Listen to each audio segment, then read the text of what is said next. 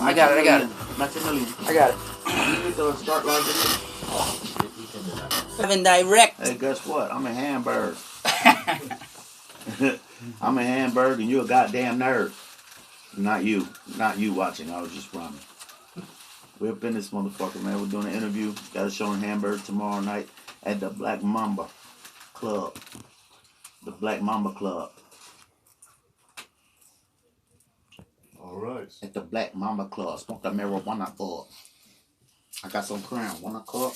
Yeah, I got $100. You can drink it all.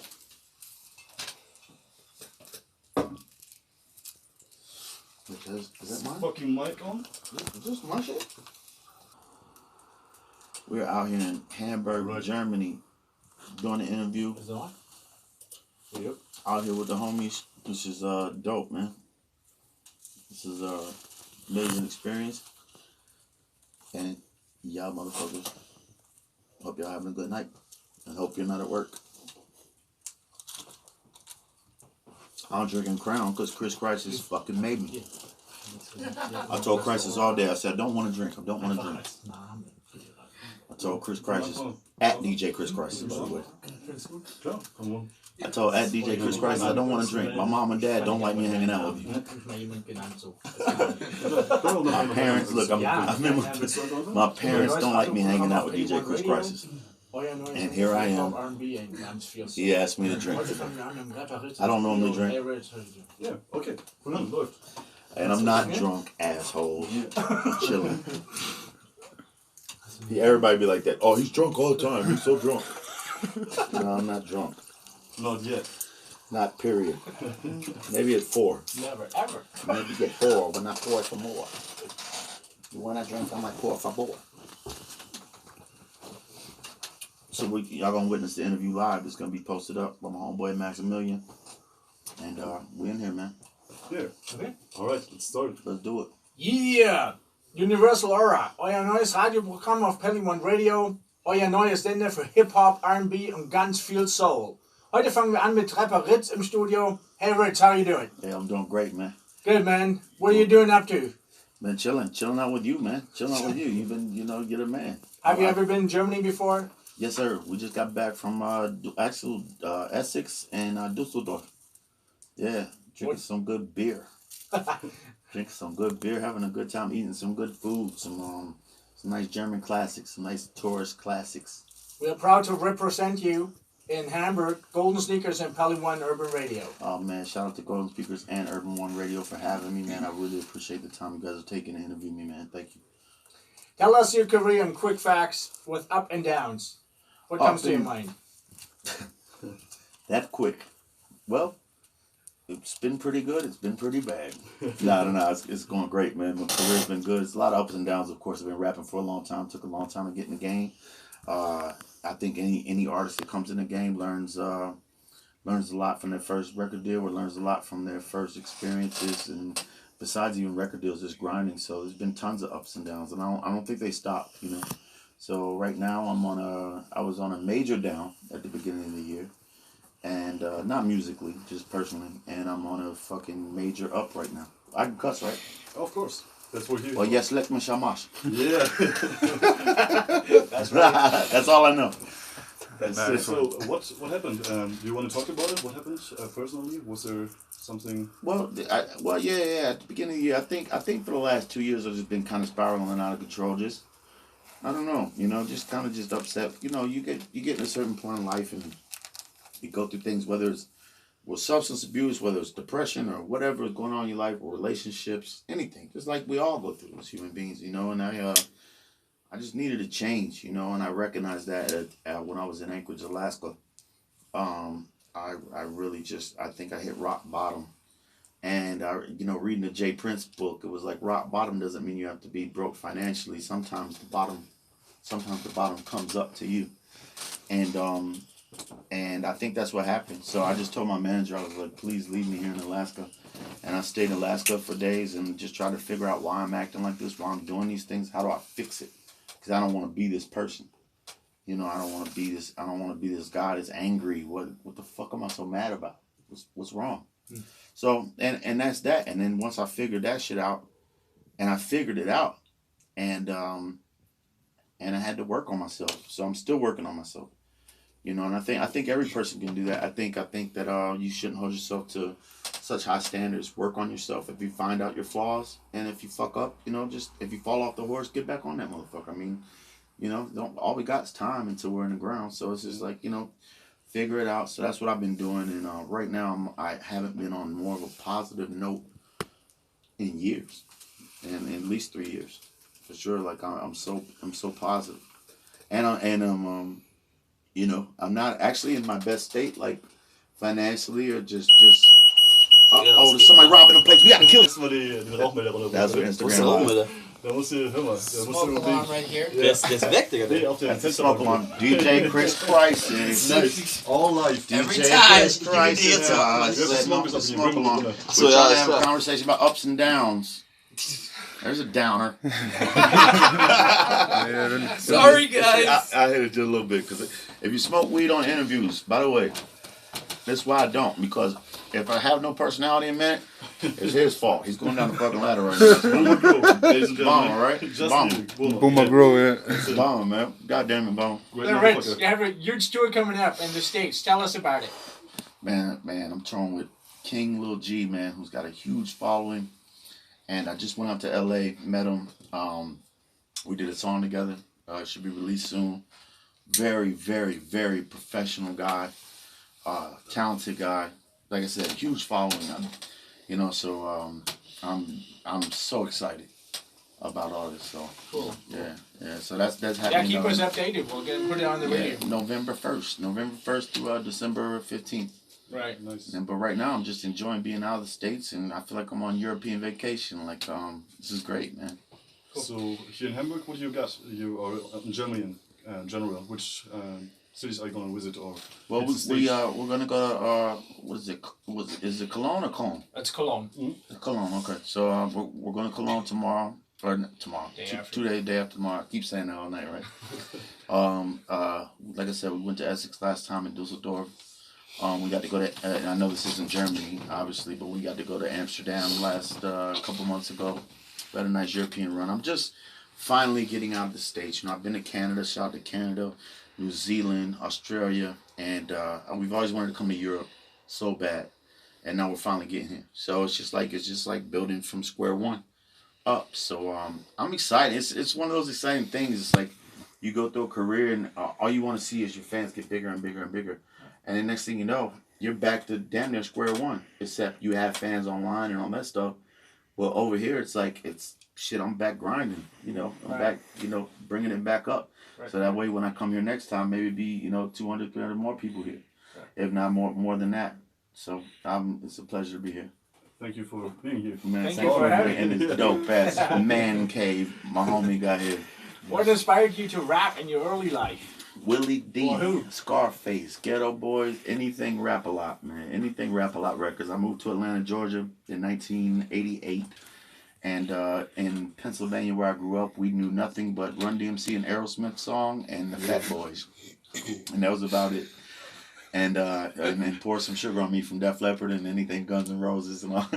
No, but so we weren't very, you know, we liked LL Cool J and shit, but we didn't. I'm from the sticks of Pennsylvania, you know, right by West Virginia. And shout out to them, man. It's a beautiful place.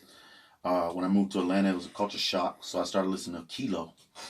Kilo, let me not leave him out. Kilo was the first. And when he calls himself Kilo Ali right now, you know, or had called himself, he had a lot of records, a lot of hit records. Kilo had a song called Cocaine, and that song really inspired me to do cocaine. No, I'm just kidding. Not to rap. It was rebellion. It was rebellion. You know, I was a kid. You know, he's taking a piss on like the inside of his tape cover. You know, showing him like pissing, looking back at the urinal. And so Kilo, 2 Live Crew, and then I just on the bus, some kids that was playing Rap A Lot records. I used to sing R&B and stuff. We go to parties and shit where they be dancing. We do like Boys to Men and shit, and Shy, like a lot of the '90s R&B. I believe that might be one of my favorite genres, if not my favorite genre of music, is '90s R&B. So I started there, and then when the Ghetto Boys came, I just got sucked in, man, and everything Rap A Lot. I bought every fucking Rap A Lot artist, period. This is most people started with NWA and all that stuff. I did the opposite. I started with Rap a Lot and did all that. Then I had to go back and listen to NWA. By that time, Chronic was out and Snoop and all that stuff. And then I got influenced by New York rap, and Outkast came out and changed the whole game for me. So and ever since then, it's just been I've been going. You wrote a lot of rhymes and texts in your past. Like, are there any 15 albums waiting to be released in the future? Right now? Yeah, I'm sitting on a lot of music right now. It's like, it's a new day and age. I come from an era, I not even come from an era, my mind, I like hearing albums. I like hearing somebody's album from the start to finish because I know when you hit play on somebody's album, their first song, you want to see how the first song goes. You want to go, I call it peaks and valleys. You want to go through peaks and valleys. But the climate has changed now. It's more, the quicker you put shit out, and people consume music at a lot faster rate. So I am sitting on a lot of records getting ready for them to consume a lot of music, which they've never had from me before. So I'm very excited to do that. But it takes time. Everybody's like, well, when are you going to put this fucking music out? You keep talking about it.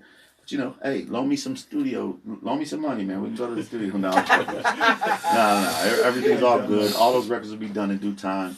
And I'm about to flood the market with shit. It's basically the calm before the storm. It's the quiet before the storm right now. So that's where I'm at right now. What do you think about the mumble rappers? So here's the thing about the mumble rappers. I got, my thing is this, and I said this before on Hip Hop DX, and like, mumble rap to me comes from just me being, I got a lot of homies from the hood in Atlanta, right? That I grew up with since the 90s. And after the 96 Olympics came to Atlanta, a lot of people moved there from other states and shit. But in Atlanta, there's a way they talk in the hood. I'm not from the hood in Atlanta. I'm from the suburbs. I'm from the north side, Gwinnett County. I witnessed, when I say I'm not from the hood, I witnessed a lot of fucked up shit. And Metro Atlanta spans everywhere. So it's not like it's not like a Mayberry type area where nothing goes down. Here's my thing on mumble rap. Mumble rap, to me, started from motherfuckers that talk like this. Goddamn, they don't finish their words. They be like, shit, I be on there drinking. I'm drinking that Crown, I'm drinking my coconut. But before that cadence, it's like, that's how they talk. You know what I'm saying? That's their culture.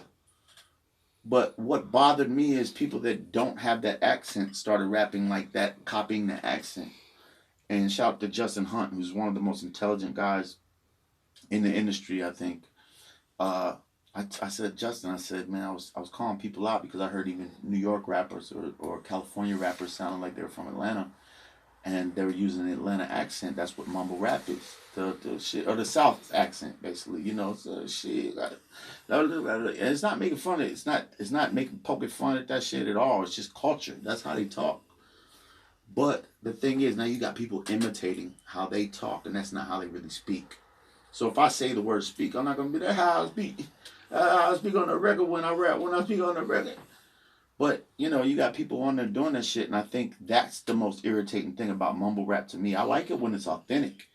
I like it when it's a person that really speaks that way, and they really come from where they're at, and that's their accent.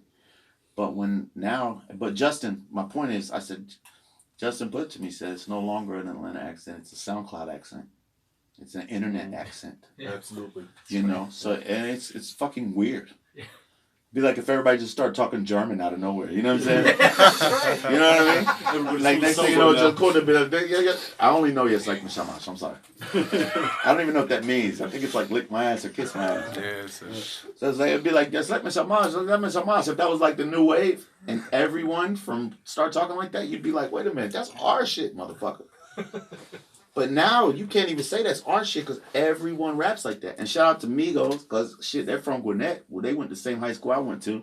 They started and Future, of course. Future didn't go to he's not from Gwinnett, but he's an Atlanta rapper. Future, they started that trend of that style of rap, but everybody ran with it. And a little bit, I think a lot of people say it. I think hip hop could use a little bit more balance.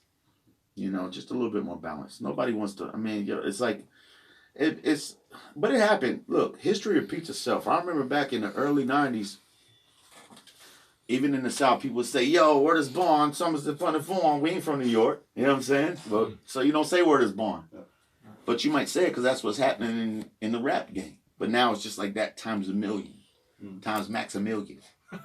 You know what I'm saying? So that's my thing on the mumble rap. I appreciate it if it's authentic, but now it's gotten so watered down. It's just like, come on, man, be yourself. My main advice to all rappers is be you. Do your own thing, man. Whether that's what's playing on the radio or not. I went through so many years trying to make what I thought would be popular in Atlanta, and Atlanta's the main place to get broken in on the radio. You got Atlanta, then you got New York, then you got LA, or you know, inside of that order somewhere or another. But Atlanta's number one. Shout out to 107.9, B103, everybody out there. You know, but yeah, I think it needs more balance.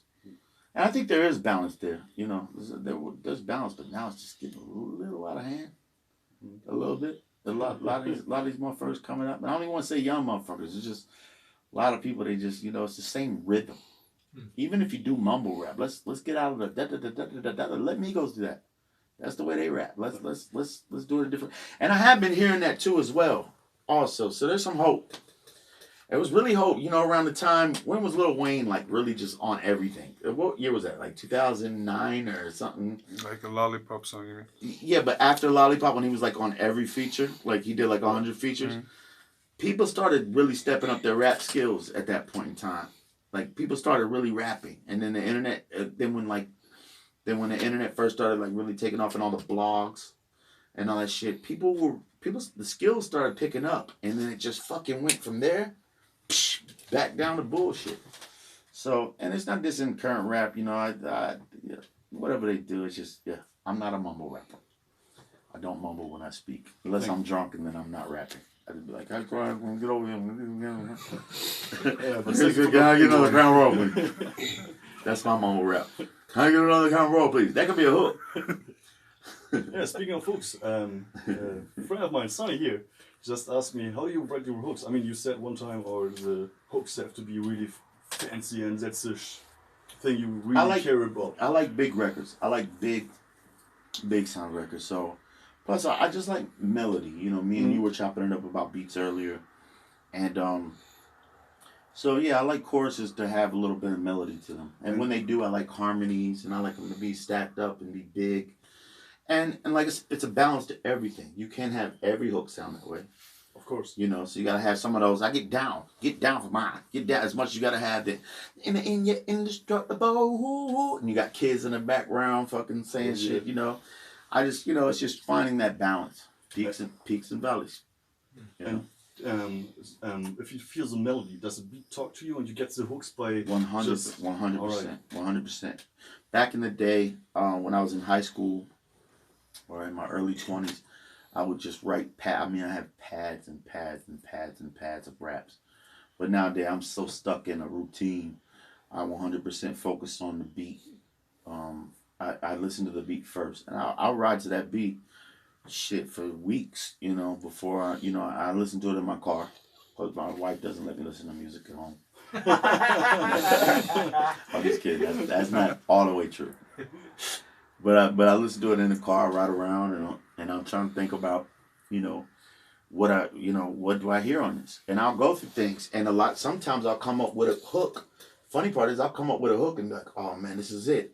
And then I realize I did a hook, the same exact sounding type hook earlier. I'm like, fuck, it sounds like that hook from that song 2 albums ago. So, but the beat definitely does it first. I never just write without a beat, ever. And I wish I had that feeling back, but I don't think it's going to come, because it's not a cocky way of saying I'm a professional rapper, so I rap, I have a formula. My formula is get the beat, right to the beat. I don't sit around and jerk off on a pad and sit around and have fun. I take all my music seriously, and whatever I write, I want it to be something. So you go on the hook first, or most of the first verse you have it first in your mind? Most of the time I go verse first, period. A lot of producers too, they send me beats with the hook part first. On the beats you got like something that signifies the hook. A lot of people have the hook starting first. I never like that. I like, can you please start it with the beat, the shit first? I like the verse coming first. Now there's been songs that I've done that have the hook start first, and I think that's fine. but I normally start the verse, and then the last word of the verse leads me to where that hook's supposed to feel. And then I get the feeling of the hook, meaning the feeling of, like, is it an angry hook? Is it a happy hook? Is it a chant hook? Is it a fucking hook that needs harmonies? Is it a hook that somebody else needs to sing? Is it a hook that I could say? Is it a mumble hook? Can I be like, you know, but I'll find out those hooks, and then I'll literally just pace around my room, just like this room right here, and just be like, when the world feels under attack and you wrong, and I'll be like, nah, when the world feels under attack. Well, that's the same shit, it's just in a different octave. But you know what I mean? I might be like, when the world, or I might be like, the walls look blue outside in the day. My mind always goes to melody first. All right, yeah. Always goes to melody first. Always goes to singing first. That's just the way I'm programmed. And then sometimes after about 3 hours of dancing around the room, you go, wait a second, I could just go, get down for mine. You know what I'm saying? And have the same effect. So, you know, that's how I do it. That's my process. Nice.